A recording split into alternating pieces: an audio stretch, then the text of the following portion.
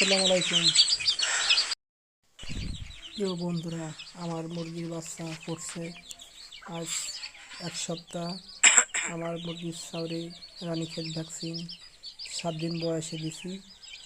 তো আমি নতুন, ভালো কিছু বুঝি না, তারপরেও চেষ্টা করতেছি নতুন করে আস্তে আস্তে সব কিছু শেখার। তো ছাউগুলো খুব সুন্দর আর তাদের গ্রোথ খুব ভালো। আশা করা যায় ছাউগুলো অনেক ভালো হবে। আমি ভিটামিন খাওয়াচ্ছি, এর যা যা করা দরকার ছাউরে সব কিছুই খাওয়াচ্ছি। তো আর আমার হাঁসগুলো অনেক সুন্দর হয়েছে, মাশাল্লাহ ডিমও পাড়তেছে। তো আমার হাঁসগুলো ছোটো কিনছিলাম, 10টা হাঁস কিনছিলাম, তো 2টে মরে গেছে আর 8টা হাঁস বেঁচে আছে আমার।